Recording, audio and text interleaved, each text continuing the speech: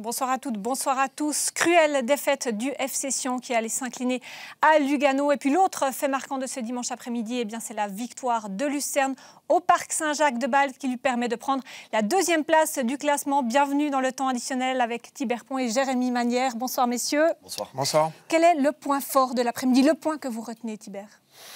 Alors le point fort, paradoxalement, j'ai envie de dire Sion, parce que Sion a montré de très belles choses au niveau de l'état d'esprit, au niveau de l'agressivité, sur un terrain pas facile. Il y a eu des faits de jeu qui ont été un petit peu contraires. Ils ont montré un très beau visage et je pense vraiment qu'ils peuvent construire sur cette fin de championnat, sur un match comme celui-ci, même si le résultat est effectivement très frustrant. Je pense que Jérémy sera d'accord avec vous, mais je vais vous demander votre point faible. Oh, je m'étais préparé pour le point fort. Non, alors vous savez quoi, dites-moi votre point faible et après on fera vos points forts. C'est le FC Bâle qui nous a montré un visage malheureusement un peu différent de celui qu'on voit le jeudi lorsqu'il joue en UEFA Conference League, parce qu'on a vu un FC Bâle timoré, pas très concentré, pas très consciencieux, on va dire ça comme ça, et qui, malgré la superbe qualification jeudi, est retombé dans ses travers aujourd'hui. Et vous que vous l'aviez préparé, vous pouvez quand même nous donner votre point fort. Avec plaisir. Moi, c'est ce FC Lucerne qui s'empare de la deuxième place avec Luc Bredich, année 2004, même pas 19 ans, qui marque ce deuxième but et qui symbolise cette génération dorée lucernoise.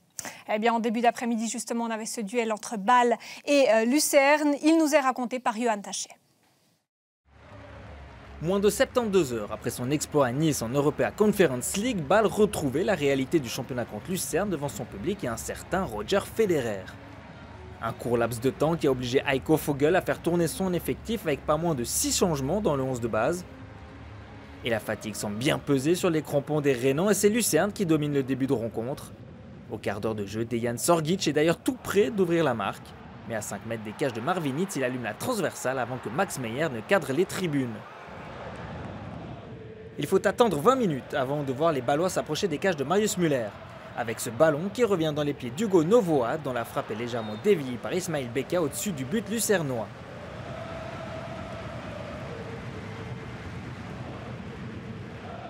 Dans une rencontre où les Bâlois manquent cruellement de rythme, c'est leur gardien, Marvinitz, qui s'illustre en fin de première période. Et une première fois sur ce coup franc excentré de Martin Friedek. Puis sur cette frappe lointaine de Pius Dorn. Et quelques instants plus tard, Marvinitz s'interpose à bout portant devant Dejan Sorgic qui manque une nouvelle fois une énorme balle de but. On saluera le sacrifice du dernier rempart rhénan devant le buteur lucernois. Mais que c'est difficile pour le FC Bâle dans cette première période. Et malgré les changements pour apporter du sang frais, ce qui devait arriver arriva. 71e minute, Friedek trouve Dejan Sorgic esselé dans les 16 mètres. Cette fois-ci, l'attaquant des visiteurs ne tergiverse pas et son tir croisé est imparable pour Marvinitz. Sorgic marque son 7e but de l'exercice, trouvant notamment le chemin défilé lors des 3 dernières rencontres disputées. Les joueurs de Mario Frick auraient pu tuer tout suspense quelques minutes plus tard. En contre, Mohamed Dreger se présente seul devant Marvinitz, mais le Tunisien échoue dans son duel. Puis dans l'enchaînement, Sorgic, tout seul, voit sa tête terminée dans les gants du gardien rhénan. Et malgré la fatigue, Bâle pousse dans ses derniers retranchements. Ndoye décale Amdouni, l'international suisse se met sur son pied gauche et ajuste le poteau de Marius Müller qui était totalement battu pour l'occasion. L'histoire se répète pour la formation bâloise qui est l'équipe qui touche le plus les montants en Suisse. 8:33e minute, c'est Zekiri qui dévie de la tête un coup franc de Xhaka sur la barre transversale.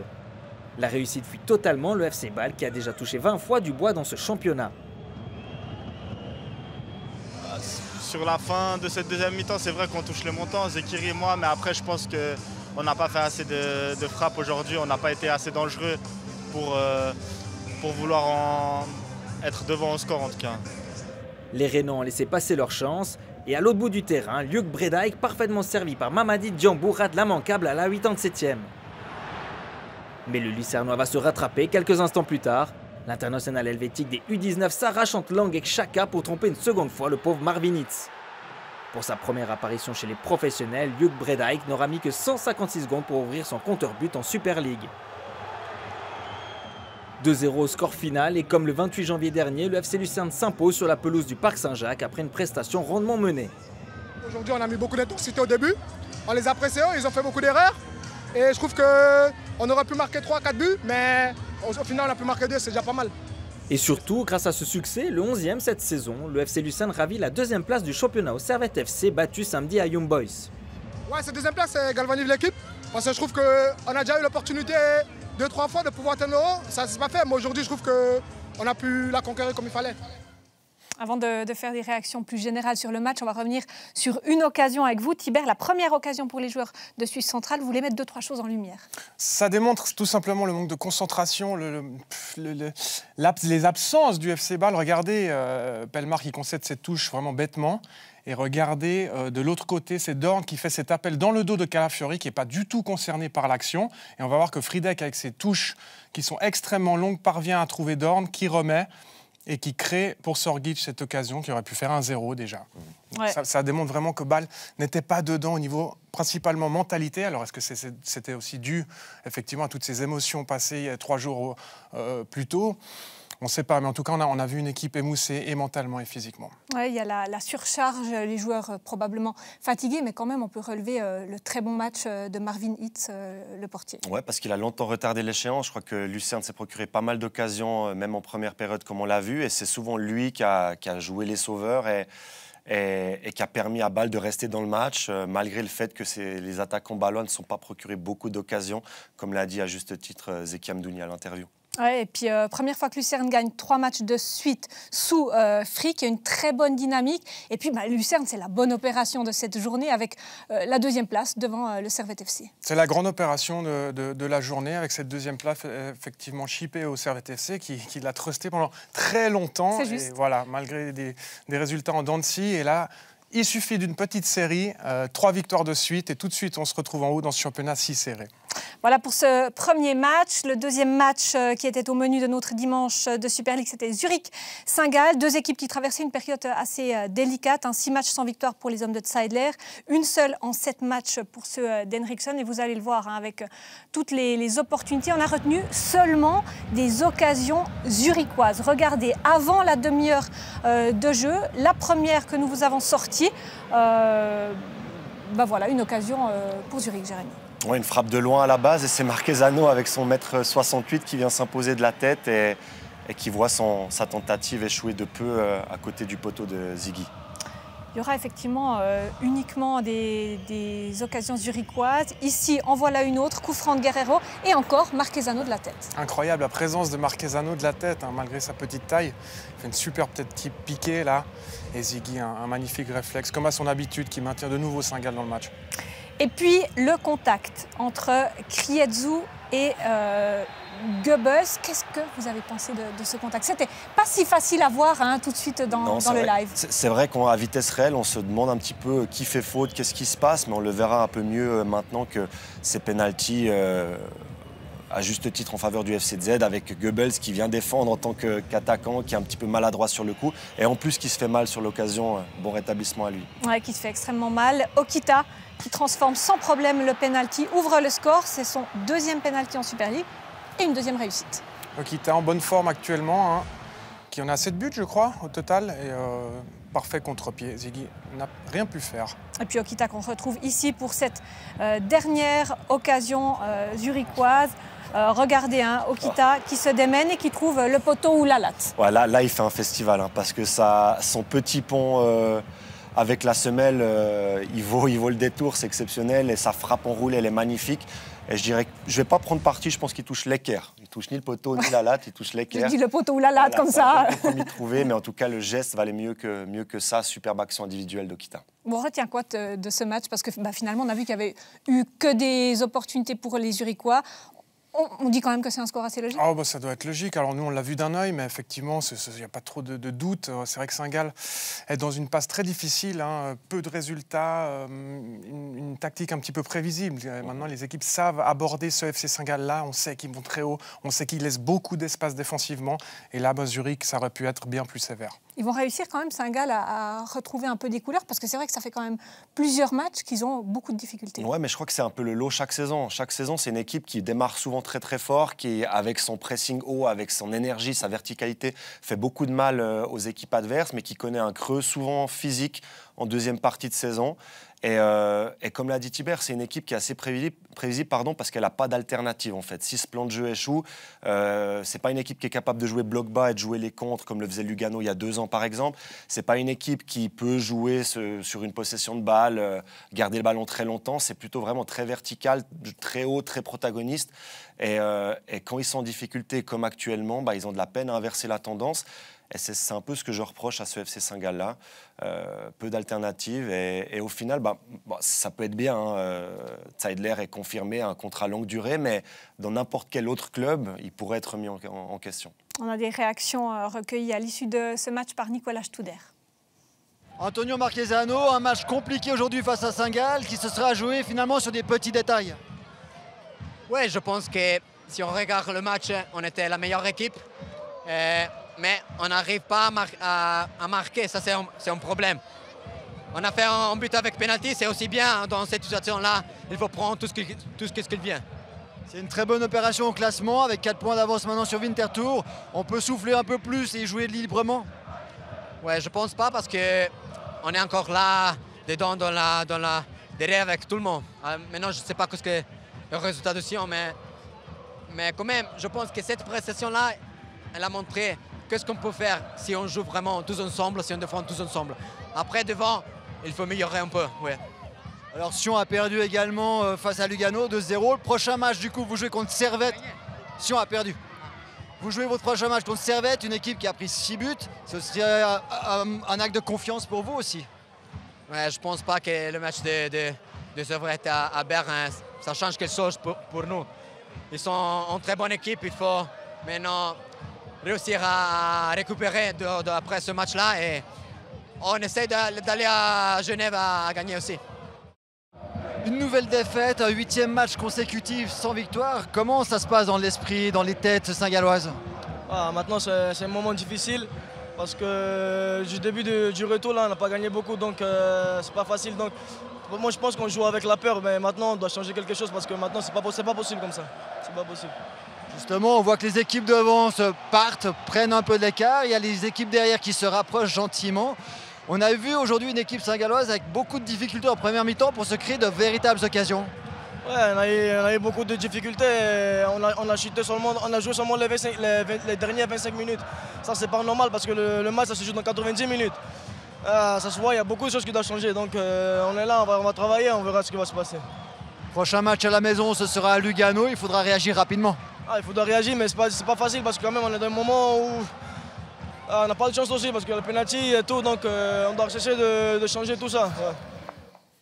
Réagir rapidement, c'est pas plus mal. Et puis il y a cette semaine anglaise, justement, pour réagir. Oui, absolument. Après Tert Zeidler, de trouver des solutions, peut-être petits changements tactiques, peut-être aborder des matchs différemment, que sais-je. Mais c'est vrai qu'il faut un déclic à cette équipe. C'est vrai qu'en entendant 8 matchs consécutifs pour Saint-Gall, c'est quand même inhabituel.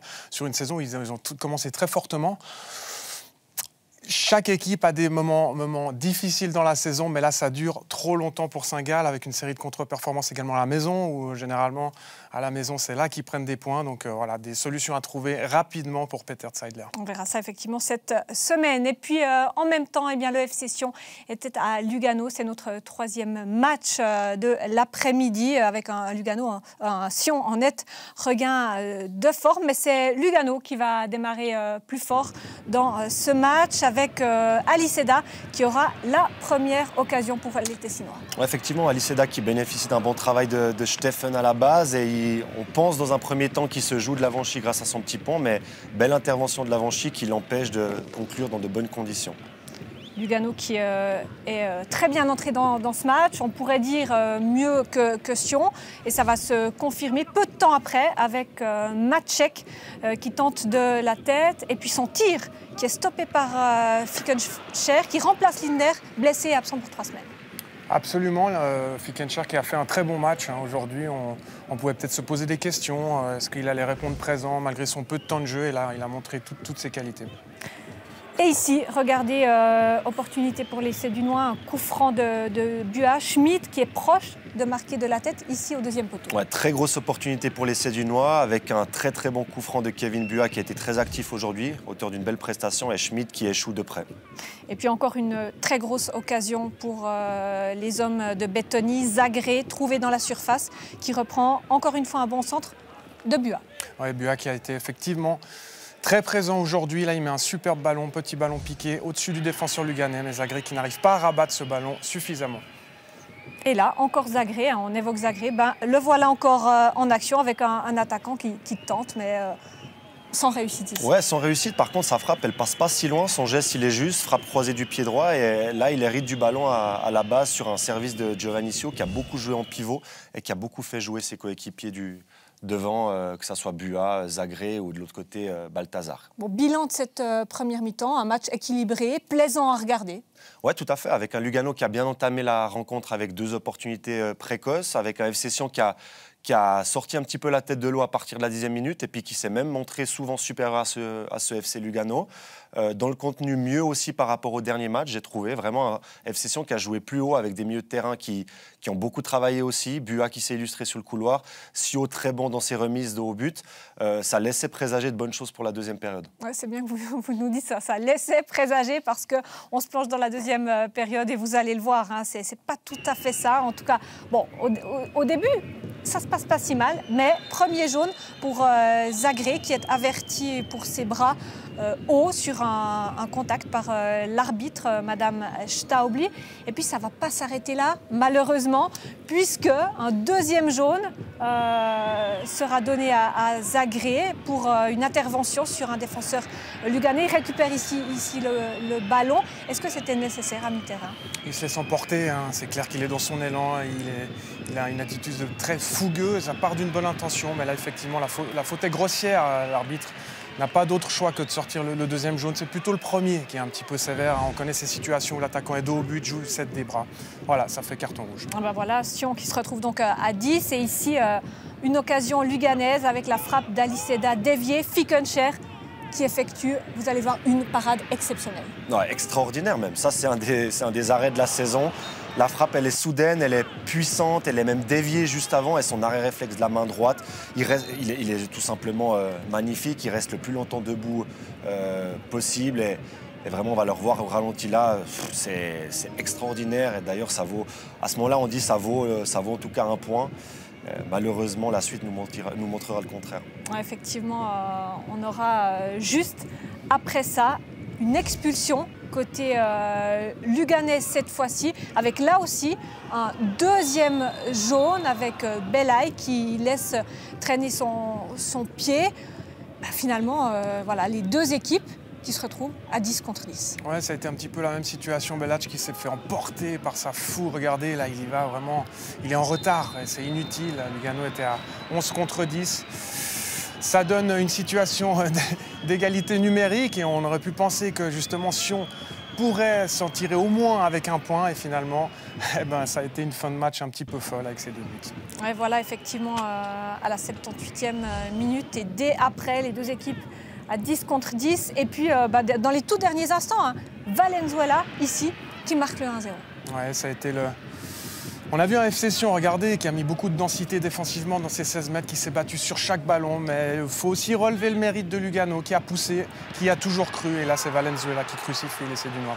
Ouais, rageant pour le FC Sion, mais deuxième but en Super League pour l'Argentin. C'est vrai qu'à ce moment-là, c'est quand même rageant pour les Sédunois qui avaient tenu une bonne partie du match. Ouais, on a vu 0 différence déjà quand ils étaient en infériorité numérique. Ensuite, on ne les sentait pas vraiment inquiétés en fin de match. Là, on voit simplement que Diouf et Fickencher se percutent, se gênent.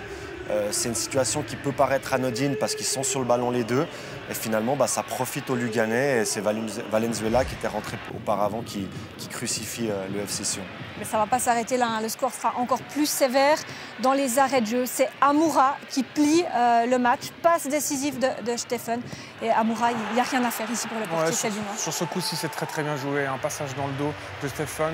C'est l'art qui sert dans le bon tempo Stephen et centre en retrait. Ça ne pardonne pas. C'est très bien joué. On ne peut pas dire encore une fois que ce n'est pas mérité pour Lugano, mais Sion, sur l'état d'esprit, méritait quand même de ramener un point en Valais. Ouais, si on peut être déçu. Oui, Sion méritait en tout cas le nul. Je ne pense pas que le FC Sion a été réellement supérieur à Lugano. Par contre, ils n'ont pas été inférieurs. Par contre, il faut souligner aussi l'apport des entrants du côté de Lugano, avec Valenzuela qui est entré en deuxième période, avec Amoura qui marque ce deuxième but, avec Tselar qui est à l'origine du deuxième but. Ils ont de la profondeur de banc et ça s'est vu sur les 15 dernières minutes où ils ont pu amener beaucoup de vitesse et de pression sur la cage de Fickenshire. Giacomo Notari a recueilli des réactions à l'issue de ce match. On commence par une réaction valaisanne. Nouma Lavanchi, le FC Sion qui s'incline ici dans les dernières minutes après une prestation convaincante, c'est frustrant. Ouais, je suis dégoûté vraiment pour pas mâcher mes mots, franchement dégoûté parce qu'on mérite 1000 fois mieux. Je pense que malheureusement on n'a pas réussi à marquer en première mi-temps, on s'est créé des bonnes situations et après c'est vrai qu'en deuxième mi-temps ils ont un peu plus poussé et je pense que ce but était évitable, c'est rageant parce qu'on méritait mieux. Quel est le poids de ce carton rouge au retour du vestiaire qui vous fait jouer presque la totalité de la fin de match à 10 ?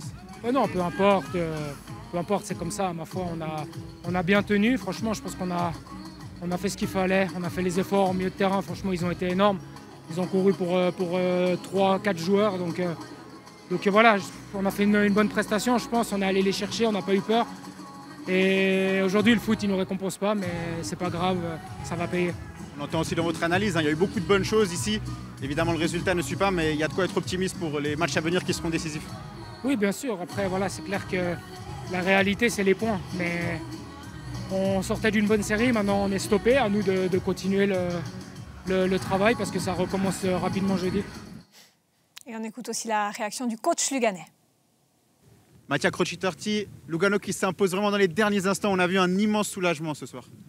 Oui, aujourd'hui c'était difficile. Sion, il est venu ici, il a vraiment bien défendu. Je pense qu'il a fait un grand match défensif. Il a cherché de serrer toutes les lignes de passe. Ils ont presque cherché de la victoire défensivement. Et il faut dire que c'était vraiment dur.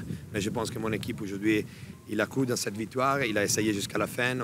Aussi, quand nous étions en 10 contre 10, nous avons encore eu la mentalité d'essayer jusqu'à la fin. Nous n'avons pas dit, OK, maintenant nous sommes 10 contre 10, nous restons. Non, nous avons essayé jusqu'à la fin et je pense qu'aujourd'hui, c'est finalement mérité cette victoire.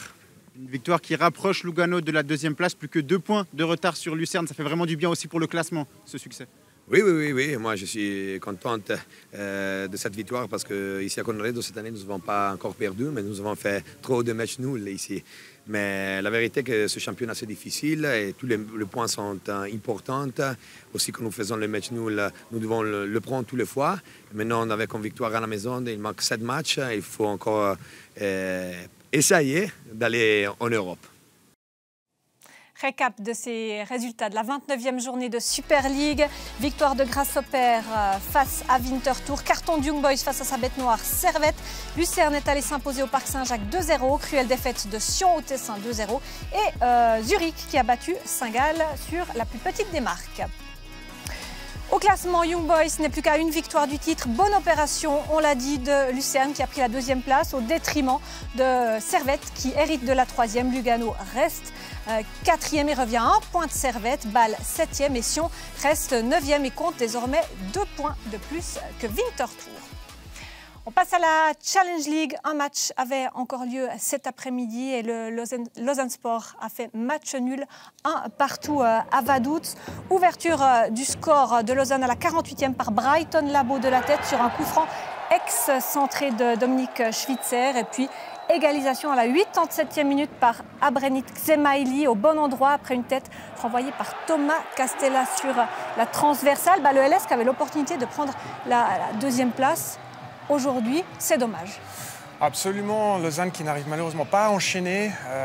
C'était une bonne occasion de se rapprocher d'Yverdon. Après, tout reste très serré, très ouvert sur ces 3 premières places. Il y a un vrai trou qui s'est fait avec Thun derrière. Donc ça va se jouer vraisemblablement entre ces 3 équipes villes, Lausanne et Yverdon, pour la montée et les barrages. Et un mot aussi sur Xamax, puisqu'en fin de matinée, le club rouge et noir a annoncé que le coach Jeff Saibene avait démissionné. Ça a été la défaite de trop hier soir face à Haro. Voilà, à force de le constater, apparemment. Après, je trouve que le changement d'entraîneur opéré je crois que c'était à Noël ou juste avant, avec le remplacement d'Andrea Binotto par Saïbene, n'a pas vraiment amené les effets escomptés. Ils ont certes fait une ou deux séries de matchs positifs, en grappillant des matchs nuls, une ou deux victoires par-ci par-là, mais ça reste décevant et on en attendait plus, évidemment. Voici donc le tableau des résultats de la 30e journée de 2e division helvétique. Yverdon a perdu face à Bellinzone, victoire de Ville-sur-Chafouz. Haro a largement battu Xamax, nul entre Stade Lausanne-Ouchy et Thun. Et puis le LS qui a également fait match nul à Vaduz. Malgré son faux pas, Yverdon reste donc leader. Le LS a raté l'occasion de prendre la 2e place et reste 3e. Thun 4e. Slo a perdu des plumes et Xamax qui voit donc le barrage de Promotion League se rapprocher à fur et à mesure des matchs. Votre prochain rendez-vous, c'est le talk match après match avec Alain Rohrbach et ses invités. La première, c'est à souligner, de Bernard Chaland dans cette émission. Et ne manquez pas mardi sur Blue Sport le match grâce au père Young Boys avec les Bernois qui peuvent être sacrés champions de cette saison lors de ce match. Merci Thibert, merci Jérémy de m'avoir accompagné. Merci à vous pour votre fidélité à Blue Sport. Bonne fin de journée, à très vite. Bye bye.